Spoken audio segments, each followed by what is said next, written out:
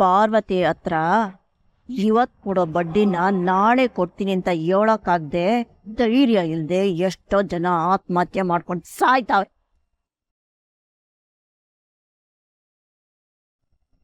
ನಾನು ಆರಿಸಿರೋ ಹುಡುಗಿ ನನ್ನ ಮುಂದೆನೆ ನಿಂತ್ಕೊಂಡು ನನ್ನ ಮಗನ್ನೇ ಮದುವೆ ಆಗಕ್ಕಿಲ್ಲ ಅಂತ ಹೇಳ್ತೀಯಲ್ಲ, ಏಟ ಧೈರ್ಯ ನಿನಗೆ?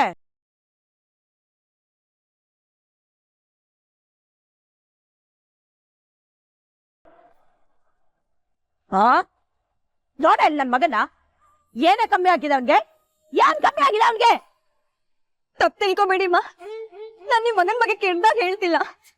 ನನ್ನ ಕನ್ಸನ್ ನನ್ಸ್ ಮಾಡ್ಕೊಳ್ಳೋದಕ್ಕೆ ಒಂದೇ ಒಂದು ಅವಕಾಶ ಕೊಡಿ ಅಂತ ಕೇಳ್ಕೊತಿದ್ದೀನಿ.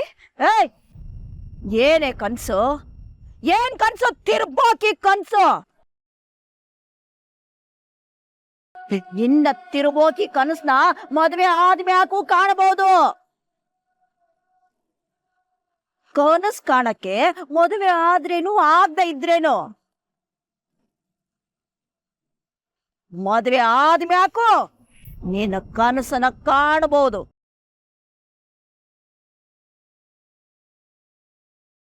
ನಾನ್ ದೊಡ್ಡ ಬಿಸ್ನೆಸ್ ವುಮನ್ ಆಗ್ಬೇಕು. ಬಿಸಿನೆಸ್ ಮಾಡು, ಯಾರು ಬೇಡ ಅಂದೋರು? ಮದುವೆ ಆದ್ಮ್ಯಾಕು ಮಾಡು. ಈಗ ನಾ ಮಾಡ್ತಿಲ್ದೆ? ನನ್ನ ಗಂಡ ನನ್ ಬಿಟ್ಟು ಓಡ್ ಹೊಂಟೋದ್ರು ಬಿಸಿನೆಸ್. ಹಂಗೆಯ ನೀನು ಮದುವೆ ಆದ್ಮ್ಯಾಕು ಮಾಡು ಬಿಸಿನೆಸ್. ಉರ್ಸಿ, ನಿನ್ನ ಹೆಂಡ್ರು ಅದೇನೋ ಬಿಸಿನೆಸ್ ಮಾಡ್ತಾರಂತೆ, ಬಿಸಿನೆಸ್. ನೀನು ಮದುವೆ ಆದ್ಮ್ಯಾಕು ಅವಳಿಗೆ ಸಪೋರ್ಟ್ ಮಾಡಬೇಕು, ಸಪೋರ್ಟ್. ಸರಿಯಾ? ಮದ್ವೆ ಆದ್ಮೇಲೆ ನಾನ್ ಕೆಲ್ಸ ಮಾಡೋದು ಇಷ್ಟ ಇಲ್ಲ ಅಂತ ನೀವೇ ಹೇಳಿದ್ದೀರಾ ಅಲ್ವಾ? ದಯವಿಟ್ಟು ನನ್ ಮಾತ್ ಕೇಳಿ. ನಾನ್ ನಿಮ್ಗೆ ಯಾವ ರೀತಿಲೂ ತಕ್ಕನಾದ ಸೊಸೆ ಅಲ್ಲ.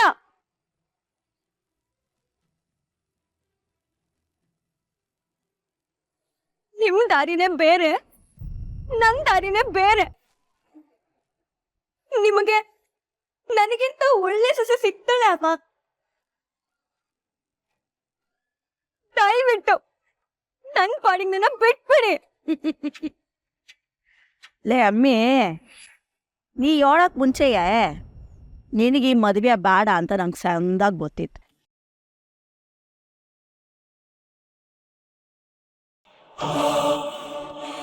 ಆದ್ರೆ ಈ ಮದುವೆ ನಂಗೆ ಬೇಕು, ನನ್ನ ಮಗ ಪುರ್ಸಿಗ್ಬೇಕು. ನೀನು ನನ್ನ ಮನೆ ಸೊಸೆ ಆಗ್ಬೇಕು ಅಂತಲೇ ನಿಮ್ಮಪ್ಪನಿಗೆ ರಾಸಿ ರಾಸಿ ಎಣಿಸೀನಿ ದುಡ್ಡು ದುಡ್ಡ.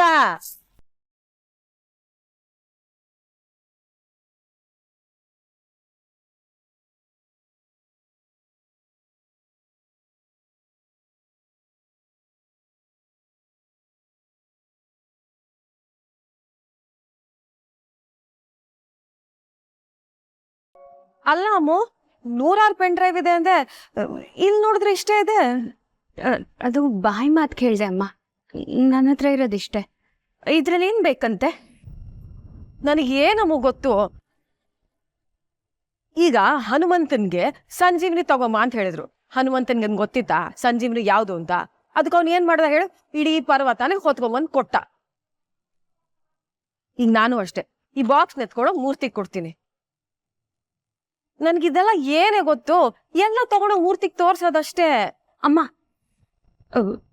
ಅದರಲ್ಲಿ ಆಫೀಸ್ ವರ್ಕ್ ರಿಲೇಟೆಡ್ ಎಲ್ಲ ಇರುತ್ತೆ, ಅದನ್ನೆಲ್ಲ ಯಾಕೆ ತೋರ್ಸೋದು ಅಂತ. ಅಮ್ಮು, ಆಫೀಸಿಗೆ ಸಂಬಂಧಪಟ್ಟಿದ್ದು ಮೂರ್ತಿ ಗೊತ್ತಿರಲ್ವಾ? ನಿಮ್ಮ ಅಪ್ಪ ಮತ್ತೆ ಮೂರ್ತಿ ಮಾತಾಡ್ಕೊಂತಾನೆ ಆಫೀಸ್ ನಿರ್ಧಾರಗಳು ತಗೊಳ್ಳೋದು. ಅಮ್ಮ, ಆಫೀಸ್ದೇ ಅಲ್ಲ, ಪರ್ಸ್ನಲ್ದು ಏನೇನೋ ಇರುತ್ತೆ, ಅದೆಲ್ಲ ಮೂರ್ತಿ ಅಂಕಲ್ ಮುಂದೆ ಪ್ರದರ್ಶನ ಮಾಡೋಕ್ಕಾಗತ್ತಾ? ಅಮ್ಮು, ಮೊದಲನೇದಾಗಿ ಮೂರ್ತಿಗೆ ನಿನ್ ಮೇಲೆ ಸಂಶಯ ಬರಬಾರ್ದಾಗಿತ್ತು. ಈಗ ಸಂಶಯ ಬಂದಿದೆ ಅಂದ್ಮೇಲೆ ನಮ್ಮ ಮಧ್ಯೆ ಮಾನ ಮರ್ಯಾದೆ ಅಂತೆಲ್ಲ ನೋಡ್ಬಾರ್ದಮ್ಮ. ನೋಡಮ್ಮು, ಮೊದಲು ಸಂಶಯ ಬಗೆಹರಿಸ್ಬೇಕು. ಈಗ ನನ್ನ ಜೊತೆ ಸುಮ್ಮನೆ ವಾದ ಮಾಡ್ಬೇಡ, ಬಾ.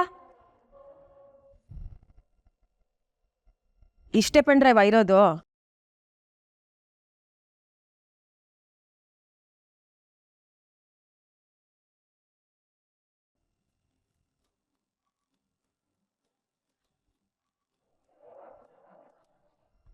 ಇಷ್ಟೇ, ನನ್ನ ಕತೆ ಮುಗೀತು. ಸ್ಯಾಂಡಿ ಜೈಲ್ಗೆ ಹೋಗಿ ರಾಜ್ ಮನೆಗೆ ವಾಪಸ್ ಬರ್ತಾನೆ. ಇನ್ನು ಮುಂದೆ ಅವನು ರಾಜ್ ಹೋಗಿ ರಾಜ ಆಗ್ತಾನೆ. ಅಷ್ಟೇ ನನ್ನ ಕತೆ.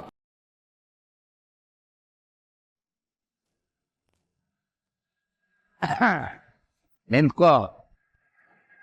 ಅಕ್ಕ ನಿನ್ನ ಭಾರಿ ಹೊಗಳ್ತಾ ಇದ್ದಾರೆ. ಅಷ್ಟೇ ಅಲ್ಲ ಕಳ್ಳ, ಈ ಮದ್ವೆಗೆ ನನ್ನ ಒಪ್ಪಿಗೆ ಐತೆ ಅಂತ ಹೇಳಕ್ ಕರೆದಿದ್ಲು.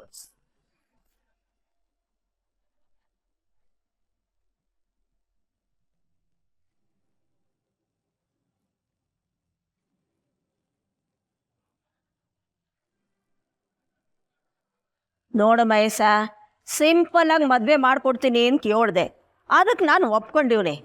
ನಂದಂತ ಬೀಗರು ನಿಂಗೆ ಯಾರೆಲ್ಲ ಸಿಗ್ತಾರೆ? ಚಾನ್ಸರ್ ಇಲ್ಲ ಕಣಕ್ಕ. ಬೀಗ್ತಿ ಅಂದ್ರೆ ನೀನು. ನಿನ್ನ ಬೀಗ್ತಿ ಹಾಕ್ಬಿಡೋಕೆ ನಾನು 7 ಜನ ಪುಣ್ಯ ಮಾಡಿರ್ಬೇಕು. ಸರಿ ಸರಿ, ಸಿಂಪಲ್ ಮದ್ವೆ ಅಂತ ಶಾಸ್ತ್ರ ಗಿಸ್ತ್ರ ಮಿಸ್ ಮಾಡಂಗಿಲ್ಲ ಮಹೇಶ.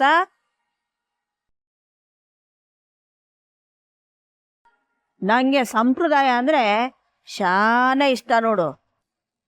ಲಕ್ಷ್ಮಿನ್ ನಂಬ್ಕೊಂಡಿರೋ ಜನಕ್ಕೆ ಇವೆಲ್ಲ ಶಾನೆ ಮುಖ್ಯ.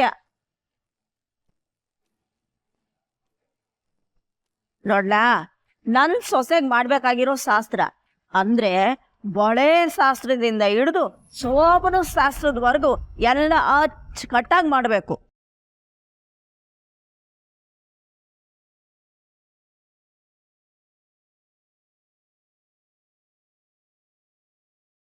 ಖಂಡಿತ ಅಕ್ಕ, ಒಂದು ಶಾಸ್ತ್ರನೂ ತಪ್ಪಲ್ಲ. ಚಿಕ್ಕದಾಗಾದ್ರೂ ಮಾಡೇ ಮಾಡ್ತೀನಿ.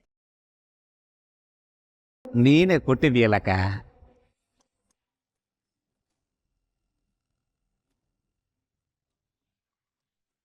ಅಷ್ಟೇ ಅಲ್ಲ, ಅಷ್ಟರಲ್ಲಿ ಎಲ್ಲ ಅಡ್ಜಸ್ಟ್ ಮಾಡಿ ಎಲ್ಲ ಶಾಸ್ತ್ರನೂ ಮಾಡ್ತೀನಿ. ಅಕ್ಕ, ಶಾಸ್ತ್ರ ಅಂದ್ರೆ ಮಹೇಶನ್ ಮನೆ ಮದುವೆಯಲ್ಲಿ ಅಂತ ಹೊಸ ಗಾದೆನೆ ಸೃಷ್ಟಿ ಆಗ್ಬೇಕು, ಹಂಗ್ ಮಾಡ್ತೀನಿ. ಸರಿ ಸರಿ, ನಾನೇನ್ ಬರ್ತೀನಿ ಕಣ್ಲ. ಅಕ್ಕ, ಊಟ ತಿನ್ಕೊಂಡು ಹೋಗು. ಊಟನ ಹೊಟ್ಟೆ ಶಾನೆ ತುಂಬೋಗದೆ ಕಣ್ಲ, ಬೇಡ ನಂಗೆ. ಏ ಎದ್ ಬರ್ಲೆ. ಅಳಿ ಅಂದ್ರೆ ಅಕ್ಕ ಹೋದ್ರು. ನಿಮಗೆ ಹೋಗ್ಬರ್ತೀನಿ ಅಂತ ಹೇಳಕ್ ಕೂತಿದ್ದೆ ಮಾವ. ತುಂಬಾ ಫೀಲಿಂಗ್ ಆಗೋಗಿದೆ. ಏನ್ ಅಳಿ? ಎಣ್ಣೆ ಹಾಕ್ಲೇಬೇಕು.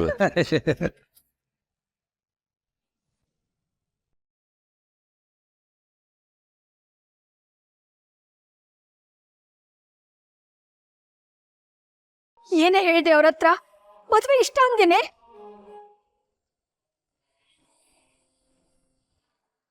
ಮಾತಾಡೆ, ನಿನ್ನೆ ಕೇಳ್ತಾ ಇರೋದು. ಹೌದಮ್ಮ, ಒಪ್ಕೊಂಡೆ.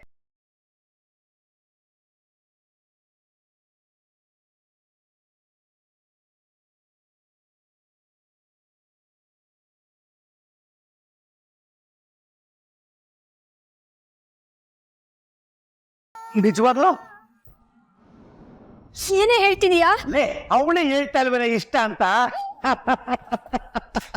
ನಾನು ಆವತ್ತೇ ಹೇಳಿದ್ದೆ, ಹೆಣ್ಣು ಮಕ್ಕಳು ಮೊದಲು ಹಠ ಮಾಡ್ತಾರೆ, ಆಮೇಲೆ ತಾನಾಗೇ ಸರಿ ಹೋಗ್ತಾರೆ ಅಂತ. ಈಗ ನೀನ್ ನನ್ನ ಇಷ್ಟಪಟ್ಟಿಲ್ವಾ? ಆವತ್ತು ಏನ್ ಪ್ರೀತಿ ಇತ್ತೋ ಇವತ್ತಿಗೂ ಅದೇ ಪ್ರೀತಿ ತೋರಿಸ್ತಾ ಇದೀಯಾ ಅಲ್ವಾ? ಒಳ್ಳೇದಾಗ್ಲಮ್ಮ. ಆರಾಧನಾ, ನನ್ನ ಮರ್ಯಾದೆ ಉಳಿಸ್ಬಿಟ್ಟೆ.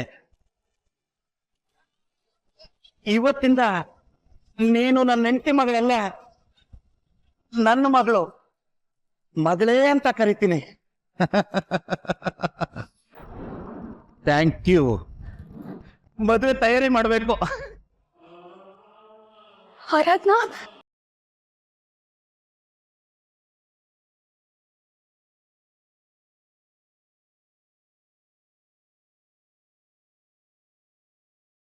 ನೋಡಿ ಮೂರ್ತಿ, ಏನು ಸಿಕ್ಕಿಲ್ಲ ತಾನೆ? ನೀವು ನನ್ನ ಮಗಳ ಮೇಲೆ ಅನುಮಾನ ಪಟ್ಟಿದ್ದು ಸುಮ್ಮನೆ ಆಯ್ತಲ್ವಾ? ನಿಜಾನೇ, ಅದಕ್ಕೆ ಅದನ್ನ ಬಗೆಹರಿಸ್ಕೊಂಬರೋಣ ಅಂತಲೇ ಕೇಳಿದೆ. ವಿಷಯ ಅದಲ್ಲ ಮೂರ್ತಿ, ನನ್ನ ಮಗಳ ಮೇಲೆ ನೀವ್ ಯಾಕೆ ಆತರ ಸಂಶಯ ಪಟ್ರಿ? ಅವ್ಳು ಅಂತದೇನ್ ಮಾಡಿದ್ಲು ನಿಮ್ಗೆ?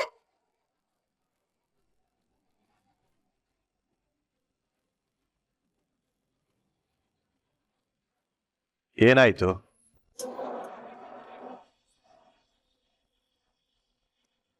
ಯಾಕೆಲ್ರು ಒಂಥರ ನಿಂತಿದ್ದೀರಾ?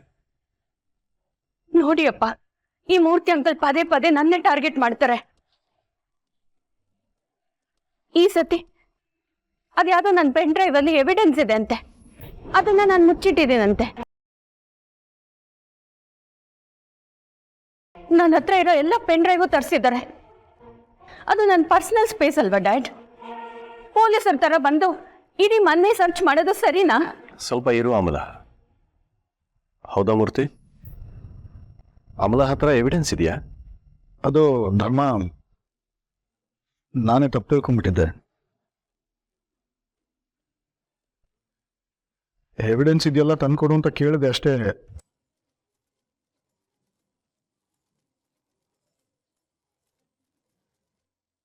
ನಾನು ಬರ್ತೀನಿ. ಏಯ್,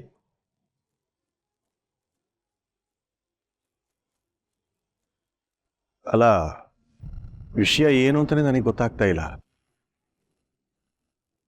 ಏನ್ ನಡೀತಾ ಇದೆ ಇಲ್ಲಿ? ಅಲ್ಲ ರೀ, ರಾಜಿಗೇನೋ ಸಂಬಂಧಪಟ್ಟಿರೋ ವಿಷಯ ಅಮ್ಮು ಹತ್ರ ಇದೆ ಅಂತ ಮೂರ್ತಿ ಹೇಳ್ಕೊಂಡು ಬಂದ್ರು. ಅಮ್ಮು ಹತ್ರ ಅದೇನೋ ಪೆನ್ ಡ್ರೈವ್ ಇದೆಯಂತೆ, ಅದನ್ನ ಈಸ್ಕೊಡು ಅಂತ ಹೇಳಿದ್ರು. ನನಗಿದೆಲ್ಲ ಎಲ್ಲಿ ಗೊತ್ತಾಗುತ್ತೆ? ಅದಕ್ಕೆ ನಾನು ಅಮ್ಮನೇ ಕರೆದು ಕೇಳಿದೆ, ಅವ್ರಿಗೆ ಅದೇನು ಬೇಕೋ ಅದನ್ನು ಕೊಡು ಅಂತ. ಅವಳು ಅದೇನೋ ಪೆನ್ ಡ್ರೈವ್ ತಂದು ಕೊಟ್ಲು, ಆದರೆ ಅದರಲ್ಲಿ ಮೂರ್ತಿಗೆ ಏನೂ ಸಿಗಲಿಲ್ಲ. ಅದಕ್ಕೆ ನನ್ನ ಮಗಳ ಮೇಲೆ ಸಂಶಯ ಪಡೋದು ಸರಿಗಿಲ್ಲ, ನನಗದು ಇಷ್ಟ ಆಗಲ್ಲ ಅಂತ ನಾನು ಮೂರ್ತಿ ಅವ್ರಿಗೆ ಹೇಳ್ತಾ ಇದ್ದೆ. ಅಷ್ಟೇ ವಿಷಯ ರೀ. ನೀವು ಮೂರ್ತಿ ಅಂಕಲ್ನ ತುಂಬಾ ಸಪೋರ್ಟ್ ಮಾಡ್ತೀರಪ್ಪ. ಅವ್ರನ್ನ ತಲೆ ಮೇಲೆ ಇಟ್ಕೊಂಡಿದ್ದೀರಾ, ಅದಕ್ಕೆ ಅವ್ರು ಈ ತರ ಆಡೋದು. ನಿಮ್ ಫ್ರೆಂಡ್ ಅಂದ್ ಮಾತ್ರಕ್ಕೆ ಯಾವಾಗ ಬೇಕಾದ್ರೂ ಬಂದು ಎವಿಡೆನ್ಸ್ ಎವಿಡೆನ್ಸ್ ಅನ್ಬೋದಾ? ದಿಸ್ ಇಸ್ ಟೂ ಮಚ್ ಅಪ್ಪ.